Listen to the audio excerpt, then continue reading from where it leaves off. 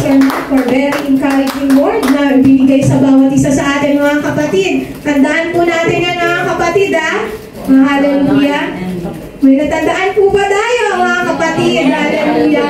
Nasa mga ministry na ating mga ipagkakaloob sa atin mga kapatid. Hallelujah. Kailangan ipakita natin mga kapatid sa pamamagitan ng pag-aalay ng ating mga oras, mga kapatid, sa pag-aaral, mga kapatid, ng mga tinuro sa atin, mga kapatid.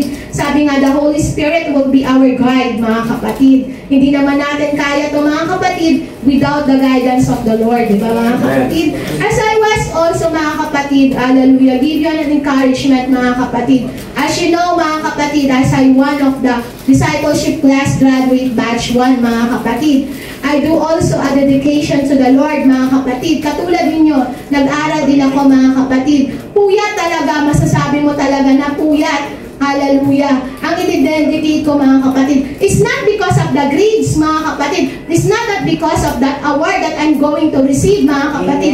Because I have a desire more to my heart na I know to know God more in my life. Di ba, mga kapatid? Yun ang tumatak sa isip ko mga kapatid, kung bakit ako nag-aral ng discipleship class. Ano ba yung lesson na yan na gustong iparating at gustong ituro sa buhay ko, kapatid? Kaya nagkaroon ako, mga kapatid, ng discernment sa puso at isipan ko, mga kapatid. Through that hard work, mga kapatid. Alam ko yan, mga kapatid, ang hirap nyo na pinagdaanan, mga kapatid. But it did really help us, mga kapatid, to build up one another, mga kapatid, through one faith, mga kapatid, through one spirit, mga kapatid. Kaya, mga kapatid, our dedication to God, mga kapatid, will not be in vain, mga kapatid. To serve Him, mga kapatid, with all our heart and our strength, mga kapatid.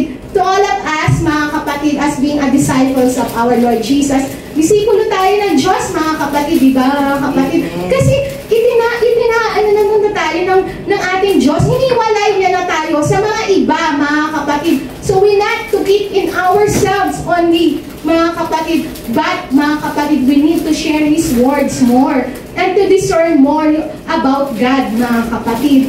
Hallelujah. It's not the start, mga kapatid. Ito pa lang po yung mga, hindi ito nagtatapos dito, katulad ng sinabi nila, mga kapatid. That is only the beginning, mga kapatid. Hallelujah. Na pagkakaroon ninyo ng ministry, mga kapatid, na ipapagkaloob sa iyo, mga kapatid. Alam niyo ba, mga kapatid, it is great opportunity, mga kapatid, to serve God.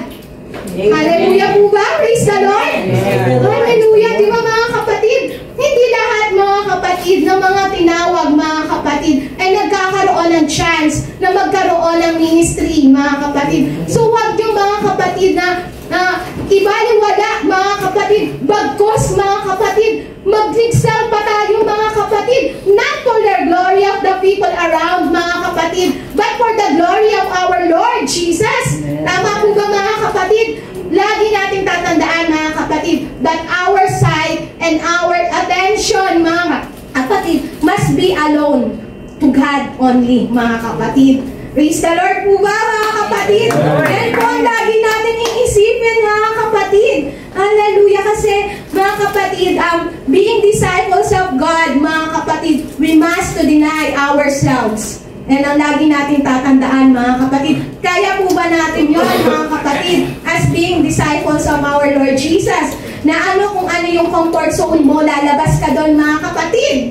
Hallelujah. At hindi tayo doon mananatili sa comfort zone na yon, mga kapatid. Bagkos yung comfort zone na yon, mga kapatid, ay lalabasan mo siya, mga kapatid. At yun ang magiging simula, na magiging disipulo tayo ng ating Diyos. Hallelujah. Kaya ito, maiiwan ko sa inyo, mga kapatid. I just want to congratulate you, mga kapatid, and be a dedication, mga kapatid, to be more a disciples of God, mga kapatid. And hanggang sasabihin niya sa iyo, mga kapatid, well done, my good and faithful servant. Diba? Napakasarap nun sa inyo, mga kapatid. Sa bawat isa sa atin, mga kapatid, na masabihan tayo ng Panginoon Diyos, well done, my good and faithful servant. Diba, mga kapatid? So, yun lang, mga kapatid, and congratulations to all of you, mga kapatid.